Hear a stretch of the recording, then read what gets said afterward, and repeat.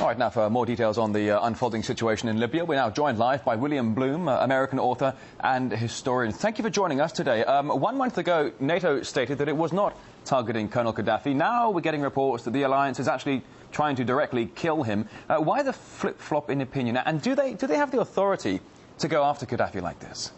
Well, it's no flip-flop. It was obvious from day one that they were aiming to kill Gaddafi. I think if you check back, you'll find some officials of NATO and NATO countries admitting as such.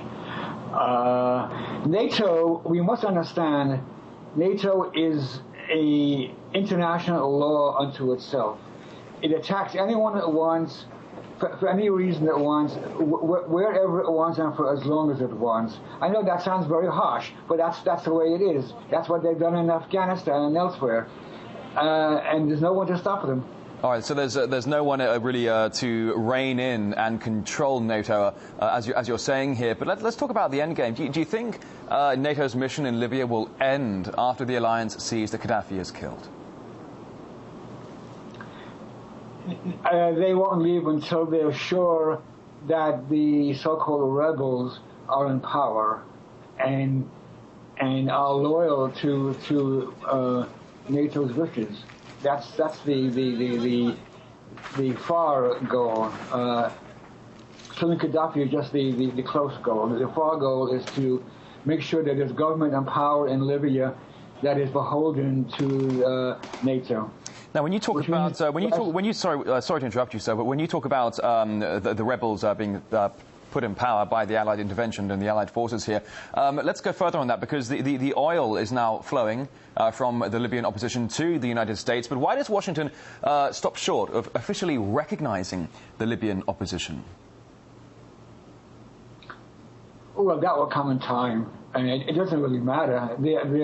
They're helping them a great deal. They have now announced they're going to use the money which Libya had deposited in Western banks. The U.S. government is going to use that money to finance the rebels. This is known as bank robbery. It's outrageous.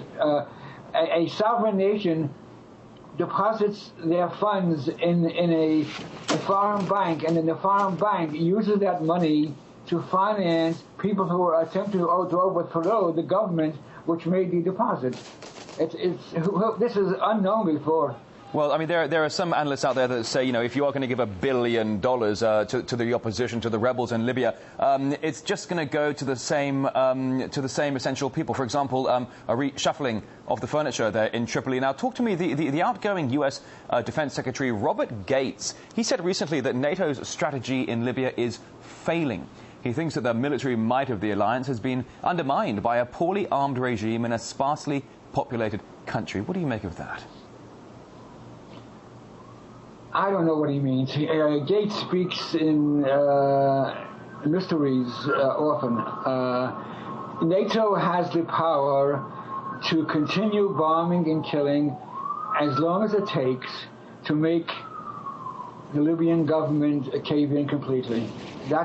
There's no one to cut short on that policy. They will keep bombing every day until they kill Gaddafi and other leaders of Libya, and eventually the government will surrender. The government has actually tried to surrender or to at least negotiate on many occasions before now, but the NATO and the U.S. have refused to accept this. I guess they're waiting until at least Gaddafi is dead. Now, there are a lot of parallels have been drawn between Iraq, Afghanistan, now Libya. What about putting our attention on Syria? France and England are pushing for legislation, a resolution against the regime of Assad. What's the agenda there? Because this is how they started the whole conflict in Libya in the first place. Is Syria next in line for an Allied intervention? I hope not, but you can't tell.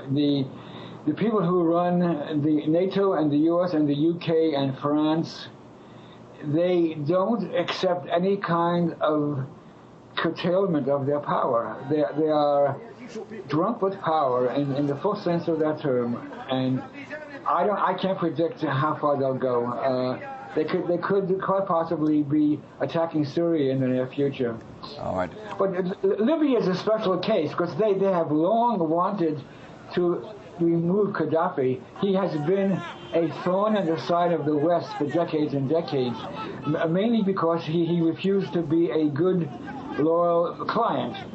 So Libya is a special case, and so I wouldn't assume that they will next attack Syria because they've attacked Libya. It's interesting how you say that Gaddafi's been a thorn in the side of the West for many, many years, and yet it was barely a year ago we saw former British Prime Minister Tony Blair and the EU President Van Rompuy hugging him and clutching them to their bosom. Right. But Mr. William Blum, I'm sorry, that's all the time we have for American author and historian William Blum. Thank you.